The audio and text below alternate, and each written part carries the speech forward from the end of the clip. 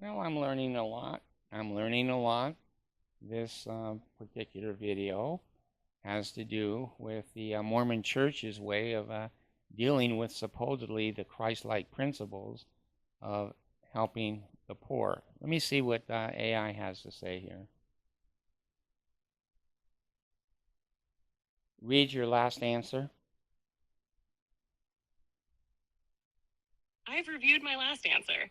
Would you like me to expand on a specific part, clarify anything, or adjust the tone or focus? Let me know how I can refine it. Repeat your whole answer.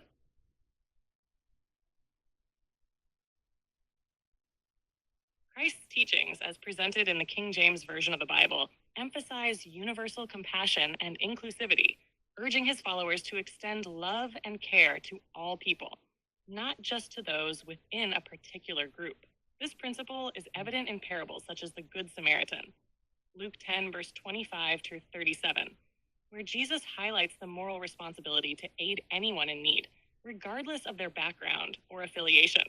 The Samaritan's care for a stranger transcended cultural and religious boundaries, demonstrating the kind of unconditional love Christ taught.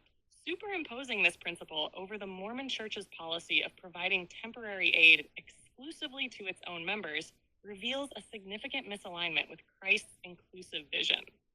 While providing assistance to their community is commendable, restricting aid solely to fellow Mormons raises questions about whether this approach fully embodies Christ's universal mandate to serve all who are vulnerable. The situation becomes more complex when considering the church's immense financial resources, reportedly totaling $250 billion. Christ's teachings on stewardship, such as in Luke 12:33 to 34, sell that ye have and give alms. For where your treasure is, there will your heart be also. Challenge any institution or individual to prioritize the needs of others over accumulating wealth. These resources could empower programs that extend beyond their religious community, addressing systemic poverty and providing care to those who cannot care for themselves, regardless of their faith or affiliation. By restricting aid to a select group, the church risks falling short of Christ's call to serve the least of these universally. Matthew 25:40. Christ's principles suggest that the obligation to care for the poor is not contingent on shared beliefs, but is a testament to the boundless love and mercy he demonstrated. Expanding aid to all in need would align more closely with his teachings, reflecting a spirit of generosity that transcends religious boundaries and honors the dignity of every human being. Continue.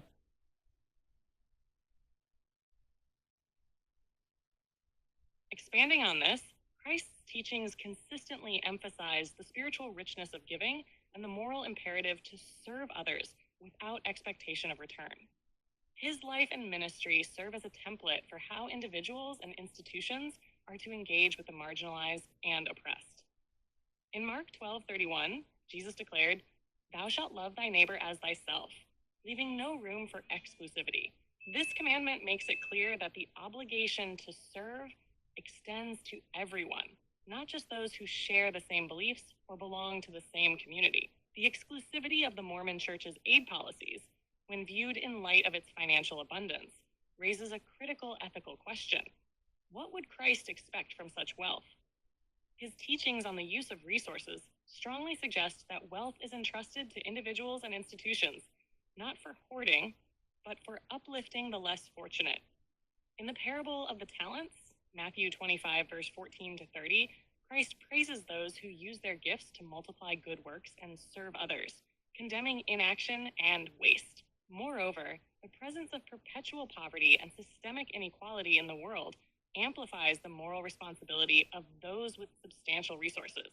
While temporary aid addresses immediate needs, it fails to provide long-term solutions for the systemic challenges faced by the constant poor, the aged, the disabled, and others who are inherently dependent. Christ's model calls for enduring care, sustainable support systems, and a focus on restoring dignity to every individual, regardless of religion, race, or social status. In this light, the church, and any institution with similar means, has a divine opportunity to expand its reach and fulfill the universal call to love, serve, and uplift. By broadening its aid to encompass all in need, the church would not only align itself more closely with Christ's principles, but also become a beacon of hope and compassion in a divided world. This approach would reflect the very heart of Christ's message, that love and service are limitless and meant to transform the lives of all people. Well, I spent a lot of time in the LDS church in Sunday school and priesthood meeting and firesides and all kinds of classes. Um, I've determined now, I've looked back, I'm 77, I keep saying that almost in every video. I've had 77 years of primary and elders quorum presidency and all the meetings and testimony meeting and meetings over the pulpit. I'm going to have to say honestly that probably less than 1% of every class that I ever had in the Mormon church had nothing to do with Jesus Christ. It had to do with Brigham Young. It had to do with the apostasy and Joseph Smith, and it went on and on and on. But the principles of Jesus Christ were never taught to me in the Mormon church. Now, maybe they were with you. Maybe your experience is very different than mine. But I can't remember how many times I've heard over the podium a talk basically on Jesus Christ and his principles. AI is telling me the lessons that I never heard. I never heard these lessons on the principles of Christ.